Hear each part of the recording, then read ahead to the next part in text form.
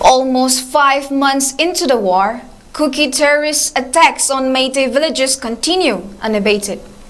Armed Kuki militants opened indiscriminate fire last night around 8 p.m. from 3 Kuki-dominated Kanglatombi areas at the Meitei villages in Imphal West District bordering Kangpokpi.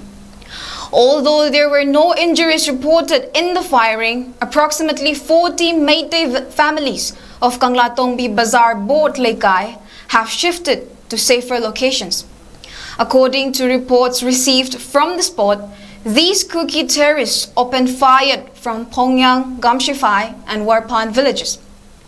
Residents of Kanglatombi are shocked at the inaction of BSF personnel stationed at Kanglatombi.